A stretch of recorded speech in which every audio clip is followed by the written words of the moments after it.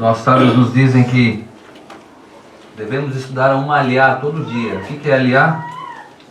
É uma divisão dessa porção por dia. É a porção que nós chamamos de paraxá, um pedaço, né? Uma porção de um trecho da Torá. E nessa porção nós dividimos ela em 7 aliot, em 7 pedacinhos, para que cada dia nós lemos esse trecho e na sexta-feira o que a gente faz?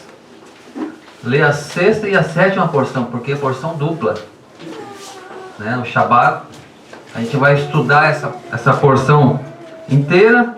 E os nossos sábios dizem que nós devemos não somente ler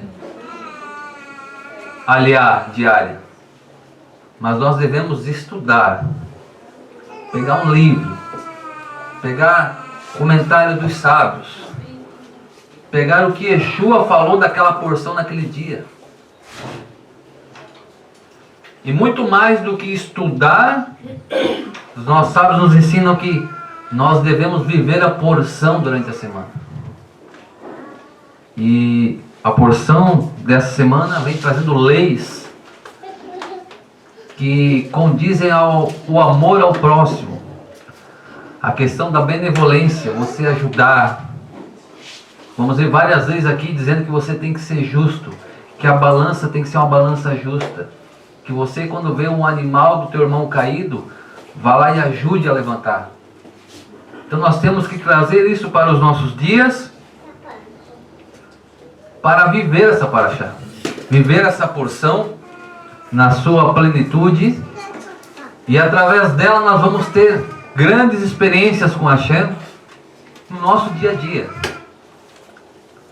Porque aqui, vamos dizer assim, aqui é aquele momento em que a Kehilá se reúne, é aquele momento em que nós nos tornamos mais fortes, porque se tornamos um, estamos em unidade, estamos aqui trocando conversas, rindo, né? Alguns um pouco tristes com algumas situações que acontecem, mas estamos aqui para se alegrarmos, para consolar uns aos outros. E quando existe essa unidade, nós ganhamos uma força espiritual. Uma força espiritual que nós levamos parte dessa força para a nossa semana, o nosso dia a dia. Para o território da batalha, que acontece lá fora, que acontece a partir do momento que nós acordamos, que nós temos a nossa vida secular. Muitas vezes é nesses dias, é nesses momentos em que a nossa fé, ela vai ser provada, ela vai ser exigida. Paraxá Ki-Tetzé, assim escrito na eterna palavra de Deus. Ki-Tetzé Lami Leamar Al Oivecha Unetano Adonai Elohecha Beyadecha Veshavitá Shiveu. Quando tu saíres à guerra contra teu inimigo, o eterno teu Deus te dará vitória sobre prisioneiros. Aliás, o eterno teu Deus te dará vitória sobre eles, os teus inimigos, de modo que tu tomarás eles como cativos. Paraxá dessa semana vem falando sobre quando os filhos de Israel saíssem à guerra. Lembrando que Israel foi escolhido para ser o povo sacerdotal, o povo que iria guardar a Torá, e tem também como propósito espalhar a luz da Torá para as nações. Mas Israel também tem outros propósitos. Antes de Israel entrar em Canaã, que futuramente seria a terra de Israel, o Eterno assim designou para que Israel fosse exercer juízo em 7 nações que estavam em Canaã. Povos que ali foi dado 400 anos de arrependimento para eles. Foi dado 400 anos para que o povo se arrependesse dos seus maus caminhos. Os povos daquela época chegavam a um nível tão grande de idolatria que, a ponto de pegar os seus filhos e colocar dentro de uma escultura, um animal em cobre, colocavam os seus filhos lá dentro e aquilo aquecia como uma fornalha, e ao som de tamborins, instrumentos, para que, se não ouvisse os gritos das crianças, ali era adorado esse Deus. Canaã estava totalmente corrompida pela idolatria, pelos povos que ali moravam. Então Deus escolhe Israel também para exercer juízo naquela terra, que é chamada Terra Santa, a terra de Israel. E olha que interessante. Então o Eterno permitiu que Israel fizesse guerra. Havia 3 tipos de guerra que Israel poderia travar. A primeira seria a guerra do Eterno. Exatamente as guerras que o Eterno mandaria Israel batalhar contra tal povo. Israel tinha vitória, porque o Eterno havia mandado, e o Eterno é que dava vitória. Mas havia um segundo tipo de guerra, as guerras de defesa, ou seja, quando os povos vinham atacar Israel, Israel tinha que se defender, como até hoje, meus irmãos. Israel tem que se defender. Hoje, lá no Oriente Médio, a ONU prega que todos têm que abaixar as armas para que tenham paz. Mas se Israel baixar as armas, Israel será exterminado. Porque os povos que odeiam Israel, eles querem exterminar Israel de qualquer maneira. Israel quer a paz. Mas se Israel baixar as armas, eles serão exterminados. Então esse é um segundo nível de guerra, a guerra de defesa. Ou você vai deixar um assaltante, um ladrão entrar na sua casa e fazer o que quiser com a sua família e você não vai fazer nada? A Torá permite que você defenda a sua família, defenda o seu território, e assim era permitida essa guerra, guerra de defesa. E uma terceira guerra, também era, vamos dizer assim, entre aspas, permitida. Era a guerra de expansão. Vamos imaginar que havia um rei lá em Israel, e lá sentado no seu trono ele decidisse que ele deveria alargar as suas fronteiras. Então o que ele fazia? Vamos reunir os homens à guerra para conquistar territórios. Essa guerra o Eterno não estava com ele, mas era permitida ao rei. E o que acontecia? Então o Eterno, o que o Eterno faz? Coloca regras numa guerra. Coloca regras para que Israel pudesse sair à guerra. Que regras são essas? Primeiro, o Eterno fala, podem sair à guerra, mas aqueles que são recém-casados não irão para a guerra. Estamos falando de soldados. Os recém-casados não irão à guerra. Então já ficou um grupo de fora. E o Eterno falou, mas tem mais. Aqueles que plantaram uma vinha e ainda não colheram uvas. Você sabe que a videira não dá da noite para o dia a uva, né? Quando você planta, demora muito tempo. Então aqueles que não provaram ainda do fruto da videira, também não iria à guerra. Lá se vai mais um grupo. O Eterno falou, mas tem mais ainda. Aqueles que construíram uma casa, mas que ainda não faz nem um ano que construiu a sua casa nova, esses também não vão à guerra. Ou seja, mais um grupo. Era todo ano gente construindo casa. Não ia para a guerra. Aí o rei deve ter pensado, poxa vida, parou por aí? Não parou ainda. Tinha o último grupo, o grupo dos medrosos. O Eterno falou, aquele que tem medo não vai à guerra. Rapaz, ia ser o primeiro. Eu não estou muito corajoso não. Então os medrosos também não iriam para a guerra. Traduzindo, meus irmãos, ficou bem poucos soldados. Então o que acontece? Quando eram as guerras de Deus, poderia ir uma meia dúzia de soldados. O Eterno daria vitória. Como deu em Jericó, como derrubou as muralhas milagrosamente, como deu vitórias para o povo de Israel milagrosos. Mas, quando havia a guerra, eu chamo guerra de vaidade, a guerra em que o rei queria largar o seu território, pensando em mais impostos, em levar cidades cativas para ter mais arrecadação de recursos financeiros, essa guerra é chamada guerra de vaidade. Então nessa guerra o rei ia pensar muito bem, porque, bom, são poucos soldados que vão. E se o Eterno não está comigo, o que vai acontecer? Com certeza eu vou perder a guerra. Então tudo isso era para que o rei se sentisse desconfortável em promover uma guerra que o Eterno não havia pedido. Esse é o sentido. E olha que interessante, meus irmãos, a gente parar para analisar. Nós, trazendo nos dias de hoje, nós vivemos uma guerra constante.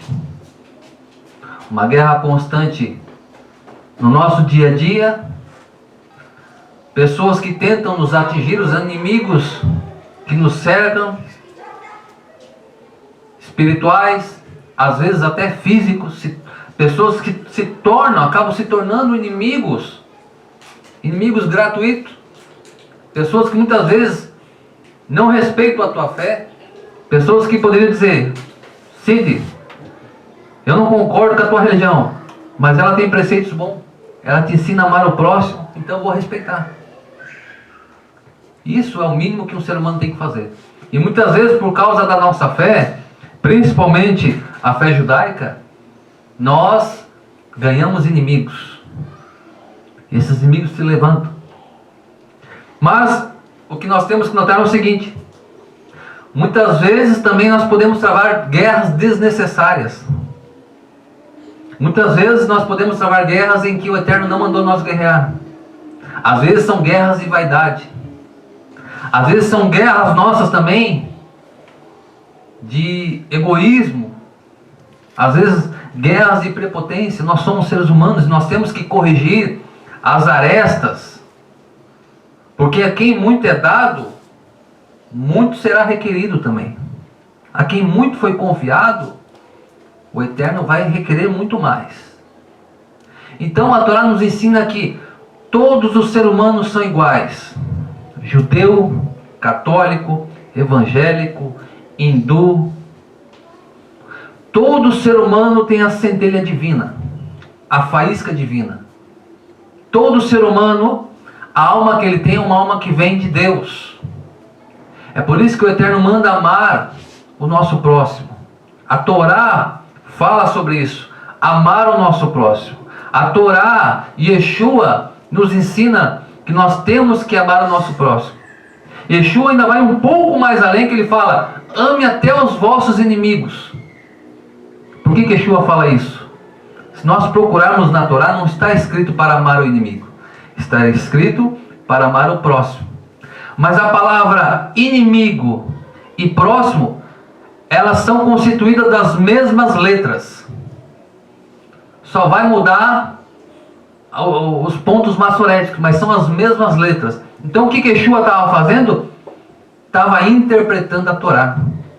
Porque a Torá, dizem os nossos sábios, que tem 70 facetas, 70 faces de interpretação, sem que ela se contradiza, né? Ela não se contradiz, a Torá. São 70 facetas de interpretação, tudo convergindo para a Torá.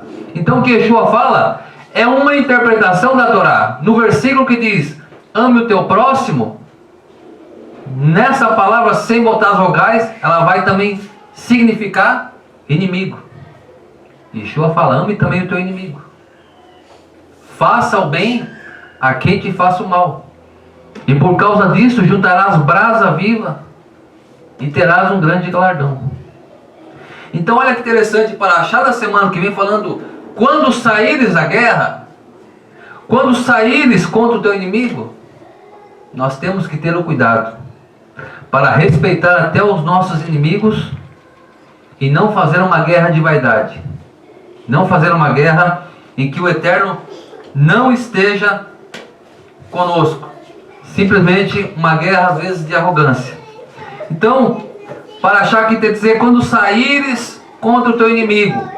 Quando Israel saía para a guerra, uma guerra do Eterno, uma guerra em que o Eterno daria os inimigos nas suas mãos, como diz o texto. E quando eu der vitória a ti, tomarás cativo. Quando Israel saía à guerra, Israel trazia prisioneiros. Esses prisioneiros, havia leis para que Israel tratasse esses prisioneiros, não de uma forma desumana, mas que tratasse os prisioneiros como seres humanos. Eles teriam comida, eles não poderiam ser humilhados, mesmo eles sendo prisioneiros de guerra, eles seriam fechados, mas teriam comida, água, e não seriam humilhados. Essa era a lei da Torá do Eterno, que o Eterno deu para esses prisioneiros. Agora, imagine um soldado voltando da guerra. O Eterno entregou os inimigos nas suas mãos. Aí está lá o soldado lá passeando perante os prisioneiros. E naqueles dias o que acontecia? Acontecia o seguinte: quando Israel ia guerrear com os outros povos já tinham ouvido, né, a fama do Deus de Israel, ela foi além das fronteiras do Egito. Então os povos tremiam quando Israel invadia para guerrear. Por quê? Porque eles sabiam que era o Deus que tinha destruído o Egito, que era a maior potência naqueles dias mundial. Havia aniquilado, destruído o exército, os recursos financeiros, acabou com o Egito. E tirou não só Israel, mas 70 nações do Egito e o levou para a montanha onde revelou toda a sua palavra. Então as nações tremiam, porque sabiam que Israel era pequeno, mas o Deus de Israel era muito grande. E o Deus de Israel era Adonai de Sebaot, o Senhor da guerra. Então, quando o Eterno entregava essas nações, eles guerreavam, traziam esses cativos. Havia um costume dessas nações, as mulheres, quando ia acontecer a guerra, essas mulheres se adornavam. Seja ela solteira, seja ela casada, elas se adornavam, se embelezavam, passavam um batom, não sei se tinha batom. E ficavam esperando a guerra acontecer. E o que acontece? Elas pensavam, se a outra nação ganhar, bom, a gente está bem apresentável aqui e eles não vão matar nós. O máximo que vai acontecer é nós virarmos prisioneiras de Israel. E era o que acontecia. Viraram prisioneiras. Aí está lá um soldado de Israel, olha e vê as moças diferentes, que não eram parecidas com as moças de Israel. E um desses soldados pensou, poxa, mas eu poderia casar com ela. É uma prisioneira mesmo, vou dar uma boa vida para ela, vou estar ajudando ela. Olha a confusão que acontecia. O Eterno, conhecendo o coração, não do judeu, mas do homem, o coração do homem, o que acontece? O Eterno colocou regras. Então o Eterno vai dizer aqui, ó, preste atenção. Quando tu saíres em guerra contra o teu inimigo, Deus te dará vitória sobre eles, de modo que tu tomarás cativos. Se tu vires uma mulher bonita entre os prisioneiros e a desejares, tu podes tomá-la como mulher. Se a gente lê de uma maneira fria e rápida, nós vamos entender errado aqui. Nós vamos entender que a Torá está dando permissão para um soldado tomar uma mulher cativa, estrangeira. Mas não. O Eterno conhece o futuro. Conhece a reação do homem. Então o Eterno já coloca uma lei exatamente para botar um limite, para botar uma barreira, para, vamos dizer assim, essa decisão errada do homem. Presta atenção. Então tu pode tomar essa mulher, só que o verso 2 começa o seguinte dizendo: em tal caso, quando tu a trouxeres para a tua casa, ela raspará toda a cabeça, vai ficar carequinha. Olha só, o Eterno é fantástico, né? Tu quer? Não, eu quero, Senhor, eu amo ela, viu agora a menina? Não, eu amo ela. Beleza, leva para tua casa, mas o que tu vai fazer? Tu vai raspar todo o cabelo dela, vai ficar carequinha, vai tirar as roupas de prisioneira. Por que fala roupas de prisioneira? Roupas belas. Colocará roupas de pano de saco, suja. Ela iria chorar 30 dias pelos seus pais, pelos seus parentes que morreram na guerra. E o Eterno dá um detalhe: no meio da casa. Não é lá no cantinho que foi feito para ela, não vai ser no quarto, não vai ser lá na cozinha, no cantinho, no meio da casa. Durante 30 dias aquele homem ia passar e quase tropeçar por ela, aquela mulher, daquela situação, chorando. Por que o Eterno faz isso? Porque, como diz o texto, ele se apaixonou pelas roupas de prisioneiro, por uma beleza externa. Há uma frase aí que eu não concordo. O pessoal fala muito que o amor é cego. Eu não concordo com essa frase. O amor não é cego. A paixão é cega. A paixão é cega, muda e surda. O amor não. O amor enxerga. Tudo vê, tudo ouve. Né? O amor, exatamente. Como é que é? Tudo vê, tudo ouve, sente, se doa. Não é algo para a pessoa, se doa. O amor é isso. O amor não é cego. Agora a paixão é cega. A paixão é fogo consumidor que destrói. Então, essa palavra, se tu a desejares, podes tomá-la como mulher. A palavra desejar aqui no hebraico, tem duas palavras para desejar no hebraico. A que foi usada no texto é heshek. Heshek quer dizer desejo de paixão. Exatamente essa impressão pelos olhos. Mas existe uma outra palavra no hebraico para desejo, que é a palavra hafet.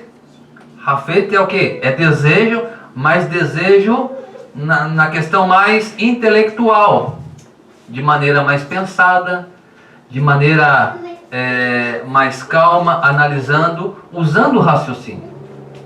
Então por isso que o amor ele não cega, mas a paixão cega e a pessoa fica sem raciocínio. Então o Eterno está tratando aqui com esse soldado aqui, que venceu o inimigo externo, mas que está sendo derrotado pelo inimigo interno. Qual que é o maior inimigo do homem? Yetzer-Hará. Ele mesmo. Não é aconteceu isso, foi por culpa. Não. Nós temos que assumir a responsabilidade. Nós temos que tomar sobre os nossos ombros o que nós erramos. Como disse aqui uma paraxá passada, aí eu falei que depois da queda, o nosso maior mestre aí é o erro. O erro. Nós podemos errar, mas temos que aprender com o erro. Agora a gente viver errando, o erro não se tornou mestre, mas se tornou um amigo, companheiro. Aquele companheiro de copo. Está sempre junto ali, estão sempre errando. E a gente não aprende.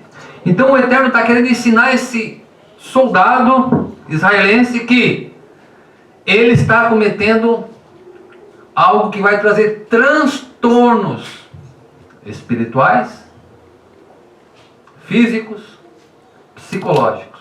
E o texto vai falar. Olha o que o texto fala. Olha a sequência do texto. Ela deve tirar sua roupa de prisioneira, que seriam as roupas bonitas, e permanecer em tua casa 1 mês completo, enlutada pelo seu pai.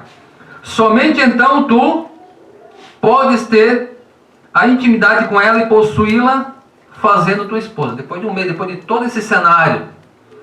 Ou seja, 1 mês para que ele voltasse a ver. 1 mês para que as escamas caíssem dos olhos. Era 1 mês. Mas e se esse cara aí realmente dissesse, não, mas eu acho que eu gostei dela mesmo assim, rapaz. Eu vou ficar com ela. Olha só o que acontece. Aí fala, se ele não desejares, ele devia deixar ela livre. Ou seja, ela não ia continuar prisioneira. Se ele chegasse e dissesse assim, realmente, eu estava sendo levado pelos olhos, então, realmente acho que eu fiz besteira. Ele tinha que deixar ela ser livre. Ela não ia voltar a ser prisioneira, porque ela foi de certa maneira desonrada. Então, beleza. Mas, e se esse soldado resolve torná-la esposa realmente? Se ele resolve torná-la esposa, olhe que a Paraxá continua dizendo o que acontece. Aliás, a próxima lei que a Paraxá quer dizer são 70 e poucos mandamentos.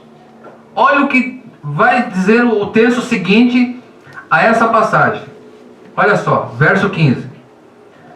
Quando um homem tem duas mulheres, do que está falando? Desse soldado, que tinha uma esposa lá, que estava junto com ele, que batalhou com ele, que, sempre esteve do lado dele. Uma guerra que ele foi, ele voltou e ele trouxe esse problema para dentro de casa. Uma outra mulher, nós sabemos que, através da boca de Yeshua fala, o Eterno fez homem e mulher, um casal. Esse é o sistema de Deus. Mas naqueles dias aconteciam muitas coisas. E o Eterno estava tratando com essas pessoas. Estava tratando para evitar o que vai acontecer no texto. Olha só. Então, quando um homem tiver duas mulheres, uma que ama e uma que ele desgosta, que não gosta, e ambas as esposas, a amada e não amada, possuírem filhos, mas o primogênito é daquela que não ama. No dia em que este homem lega sua propriedade aos seus filhos, ele não deve dar ao seu filho da mulher amada a primogenitura em preferência ao primogênito, que é o filho da mulher não amada. Ou seja, o texto está dizendo o seguinte: ele resolveu ficar com essa mulher, que era prisioneira. Mas com o tempo ele percebeu que aquilo ali, ele cometeu um erro. Então aquela mulher passou a ser aborrecida. Ou seja, passou a ser a não amada, na verdade. Ele descobriu realmente eu amo a minha esposa mesmo. Poxa, mas agora eu tomei ela como esposa, agora arrumei problema. E se ele tem filhos com essa mulher que veio de fora, e ele tem filho com a outra que ama, ele não pode tirar a primogenitura daquele que é da não amada.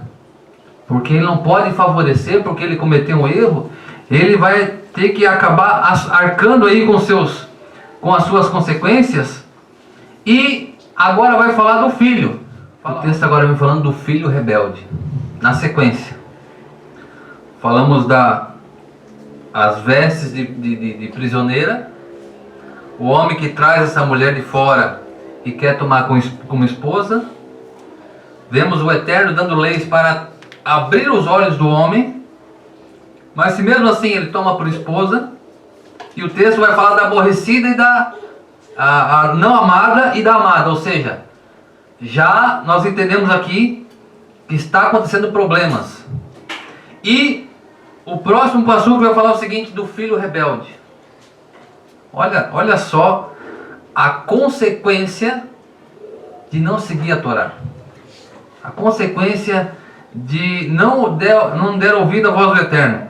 Então o verso 18 diz o seguinte: quando um homem tiver um filho teimoso, rebelde, blasfemo, que não obedece ao seu pai e sua mãe, eles o açoitarão. Se ele ainda não os ouve, então seu pai e mãe devem agarrá-lo, trazê-lo aos anciãos de sua cidade para a área do Supremo Tribunal, o Sanhedrin. Os pais devem declarar aos anciãos de sua cidade: nosso filho é teimoso e rebelde, e não nos ouve, é um glutão e bêbado. Todos os homens de sua cidade então o apedrejarão até a morte, para que tu te livres do mal em teu meio. Quando todo Israel ouvir a respeito, eles temerão. Então, olha as consequências do que aconteceu com esse soldado. A Torá vai falar agora do filho rebelde.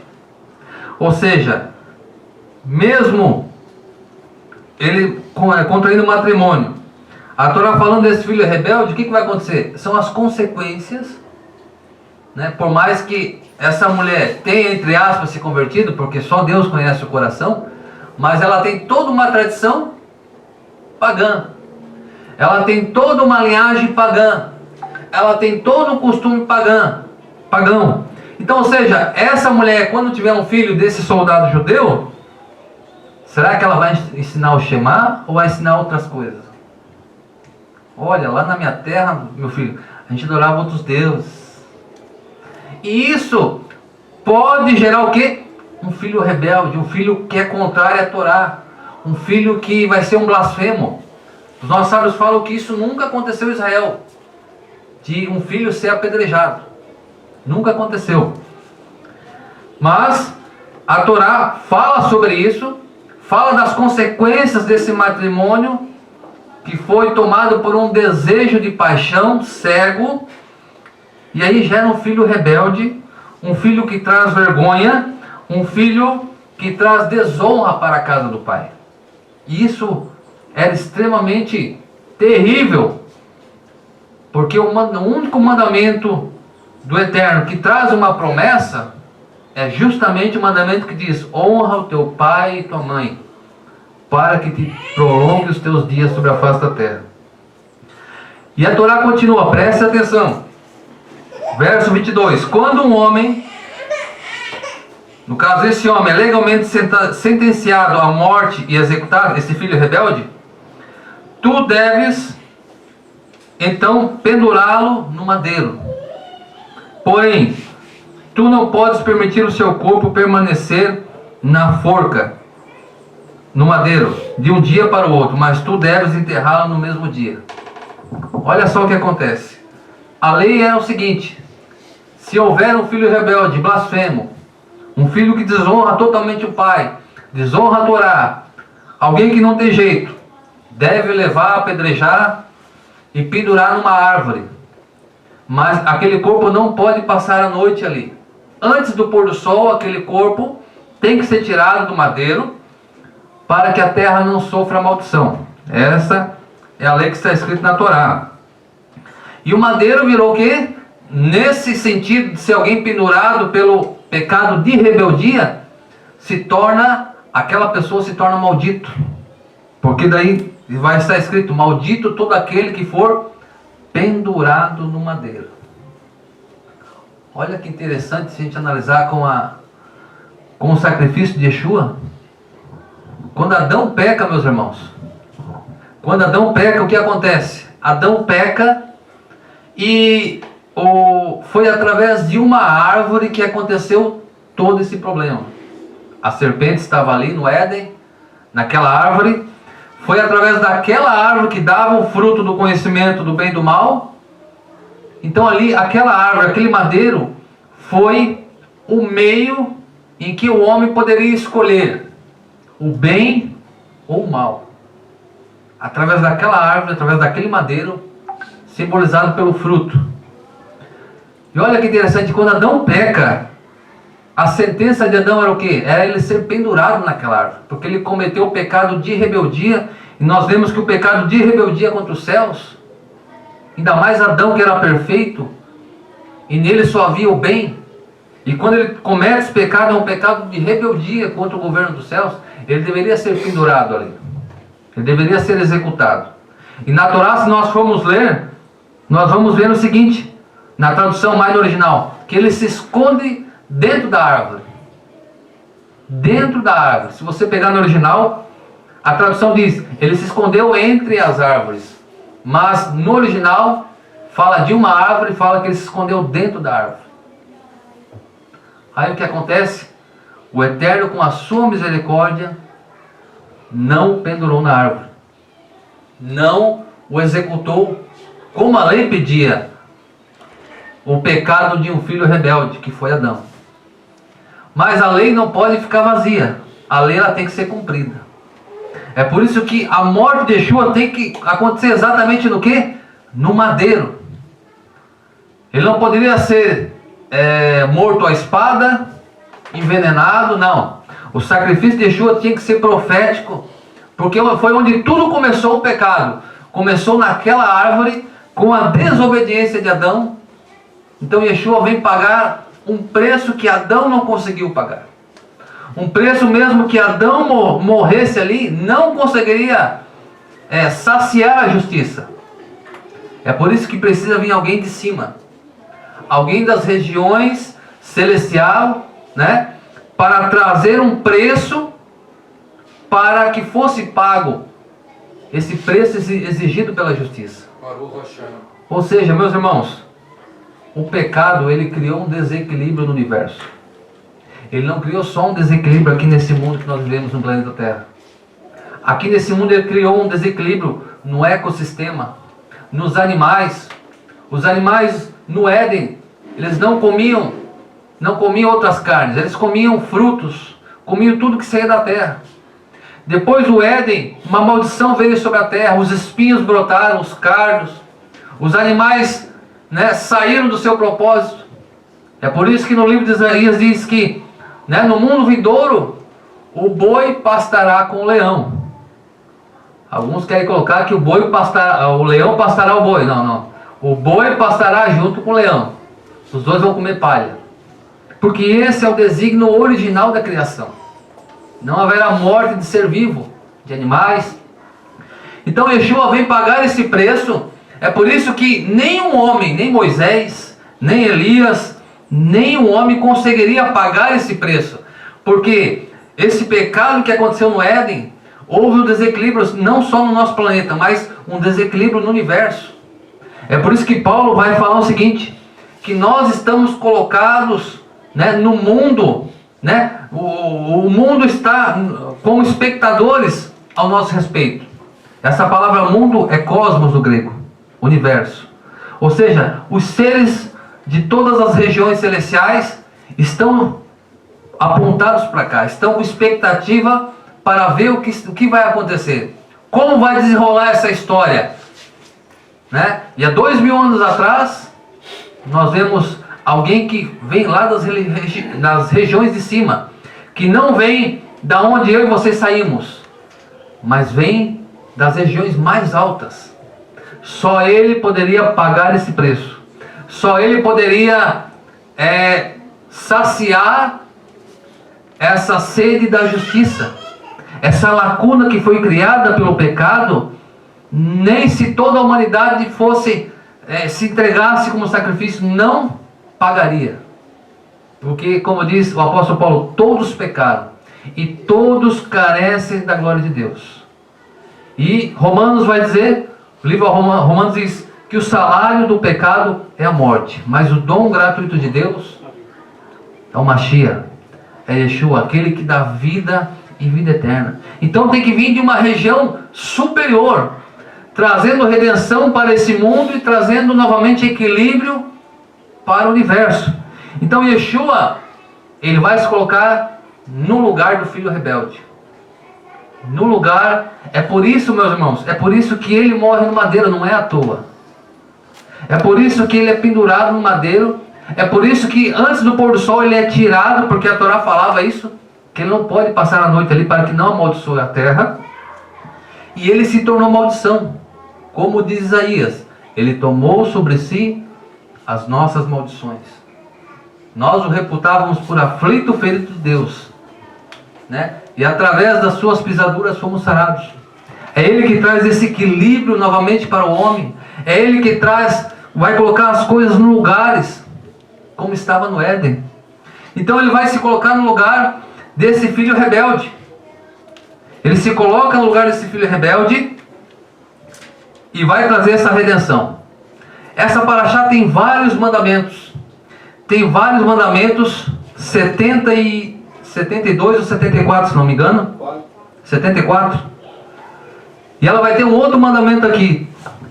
O mandamento de, se você ver um boi caído, o seu amigo tem um boi e o boi está caído, está tentando levantar. E esse mandamento diz o seguinte, para você ir lá e ajudar o seu amigo. Não fazer vista grossa, vai lá e ajude teu amigo a levantar esse animal para que tudo te ocorra bem. Se nós analisarmos esse versículo, esse mandamento, de uma forma literal, nós estamos vendo aqui o Eterno ensinando o amor ao próximo, ensinando que as pessoas têm que estender a mão àquele que precisa de ajuda. Mas se nós olharmos para um sentido mais profundo desse passuque, um sentido mais místico, nós vamos entender o quê? Que ele está falando do próprio ser humano. Ou seja, quando você ver alguém caído, longe dos caminhos de Deus, longe da luz, vá até ele e ajude o seu irmão a se levantar. O que esse passuque quer dizer? Por que esse passuque vem dizendo o animal que caiu? Nós sabemos que a nossa alma ela tem 5 níveis. E o nível mais baixo é o Nefesh, que nós chamamos de alma animal. Nós temos essa alma animal. Essa alma animal o que é? É a nossa vontade de comer, de beber, de trabalhar, de construir. Nós temos essa alma animal. Mas nós temos 5 níveis de alma. Então o homem que vive só no nível da alma animal, ou seja, ele vai casar, vai ter filho, vai ter a sua vida secular e nunca vai se importar com o reino de Deus. Porque ele só ficou no nível do animal. Ou seja, ele está sendo igual a um animal, procriando, tendo ali a sua família, e o homem esquece que ele tem um propósito divino. E nós temos a centelha divina, nós temos um propósito. Nós temos o propósito de trazer luz para esse mundo. Machia disse, vós sois o sal da terra e a luz do mundo. Nós temos esse propósito de trazer luz para esse mundo, para que a luz maior venha com a volta de Yeshua HaMashiach e implante o reino do Eterno nessa terra, como era no Gan Eden, como era no Éden. Então quando a Torá fala, ajude o teu irmão quando o animal dele cair, está falando, o teu irmão que está só na alma animal, que ele está longe da luz, que ele está longe dos caminhos de Deus, vá lá e ajude seu irmão, ajude ele a se levantar, coloque-o de pé. Só que nós não podemos obrigar, né? A Torá não está mandando eu ir lá com um folhetim evangelizar aquela pessoa, não. Ajude aquela pessoa se ela tem interesse, se ela quer ser ajudada, porque ninguém pode ser obrigado a nada. Nós temos que se aproximar e estender a mão. Você quer? Quer? Você não quer? Beleza. A hora que você quiser, me chama, né? Nós não podemos empurrar algo para a pessoa. Por quê?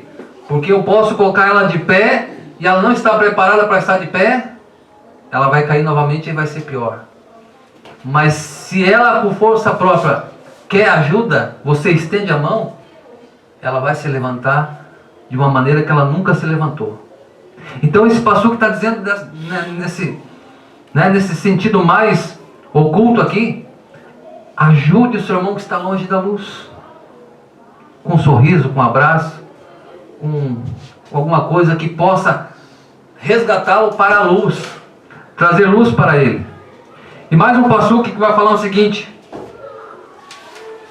olha só que interessante, no verso, capítulo 22, verso 6, diz o seguinte, quando tu encontrares um ninho de pássaro sobre qualquer árvore, no campo ou no chão, e ele conter filhotes ou ovos, então, se a mãe está sentada sobre os filhotes ou os ovos, tu não deves pegar a mãe junto com os seus filhotes. Tu deves primeiro enxotar a mãe, e somente então tu podes pegar os filhotes. Serás para ti e prolongará os teus dias. Irmãos, esse aqui é um passuque tão simples, né? Um passuque tão, vamos dizer assim, que muitas vezes passa desapercebido. Só que ele tem algo que chama a atenção. Se nós cumprirmos esse mandamento, nós teremos vida longa. Ou seja, nós não sabemos as recompensas dos mandamentos. Nós cumprimos porque amamos a Deus. Nós sabemos que no Olam Rabá nós teremos as recompensas. Aqui nós temos as recompensas, mas A garantia de todas as recompensas estão no mundo vindouro. Então nós cumprimos os mandamentos por amor a Deus, mas aqui está a recompensa dele já. Se você fizer isso, terás vida longa.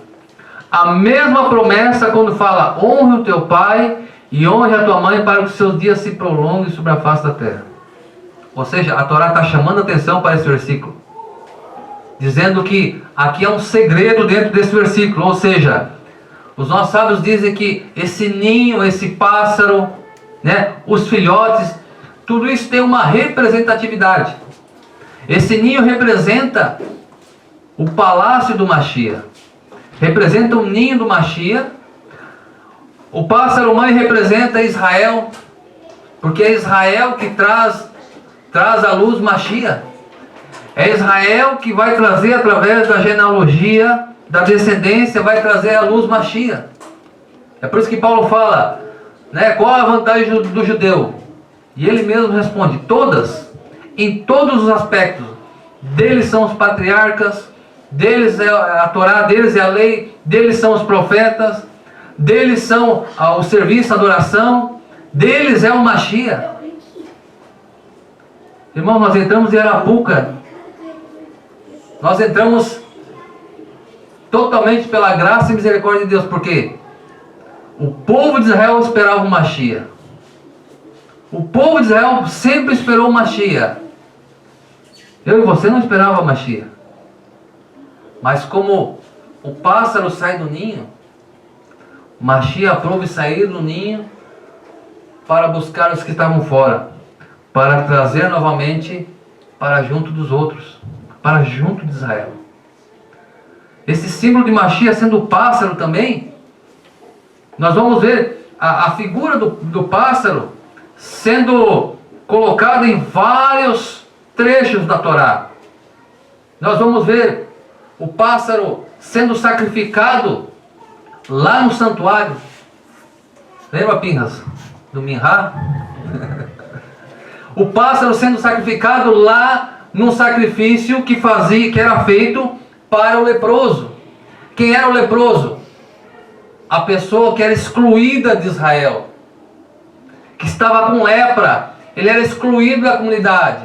E quando ele era curado da lepra, ele voltava. Havia um sacrifício, entre eles 2 pássaros.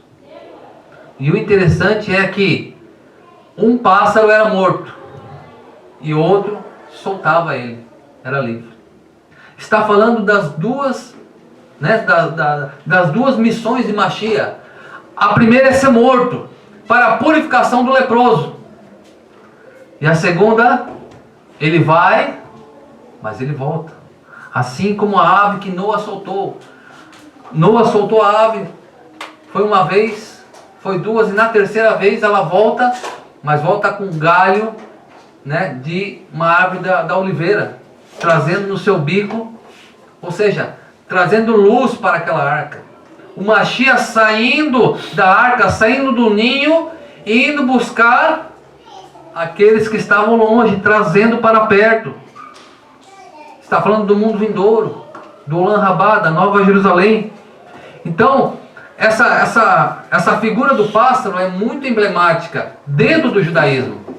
Tanto é que o judaísmo, alguns comentários rabínicos falam que quando fala no capítulo 1 de Gênesis que o Ruach HaKodesh, o Espírito do Eterno, pairava sobre as águas, os nossos sábios falam que é como se fosse uma pomba pairando sobre as águas, o Espírito de Deus. E o que acontece quando Yeshua vem, se encontra com João Batista, ele vai ser batizado ali, fazer o mikveh, e o que aparece sobre a cabeça de Yeshua? Uma pomba, um pássaro, o Ruach HaKodesh, pairando sobre aquelas águas e sobre a cabeça do Mashiach, e uma voz do céu disse: esse é meu filho amado, em quem eu me comprazo. Olha o Mashiach percorrendo toda a Torá, os profetas, Brit Hadashah. É por isso que quando Yeshua ele ressuscita, ele procura os seus discípulos, e os discípulos falam: olha, ele percorreu todos os profetas, os escritos, e provando que tudo isso ia acontecer. Porque naqueles dias os próprios discípulos ficaram decepcionados com a morte de Yeshua. Todos ficaram decepcionados, porque o Mashiach vai ser rei, o Mashiach vai reinar, o Mashiach vai derrubar o reino de Roma e vai estabelecer o reino do Eterno aqui. Mashiach é esse homem que sai à guerra, Kitetse. Mashiach é o homem que sai à guerra, sai das regiões celestiais para guerrear as guerras do Eterno. O Eterno está com ele. Mas não era aqueles dias. Primeiro ele vem como aquele pássaro que morreu, porque ele vem primeiro para purificar. Ele vem primeiro para limpar o homem. Ele vem primeiro para estabelecer um reino primeiro dentro do homem. É por isso que quando Yeshua vem, ele fala: é chegado a vós o reino dos céus. Irmãos, olha que interessante. Quando Adão peca, a Shekhinah estava nesse mundo aqui. A Shekhinah, a presença palpável de Deus, estava nesse mundo. Quando Adão peca, a Shekhinah vai para o primeiro céu, né? E acontece o primeiro homicídio, acontece o pecado da humanidade, o dilúvio. A Shekhinah vai saindo até chegar no sétimo céu. Quando Abraão nasce, Abraão desce essa Shekhinah, essa presença, para o sexto céu. E assim os homens vão puxando essa Shekhinah, né, com seus atos de fé, até chegar em Moisés. Quando em Moisés chega, a Shekhinah realmente desce na terra, é feito o santuário, e ali todo o povo vê a manifestação dos céus na terra. Novamente a Shekhinah estava ali.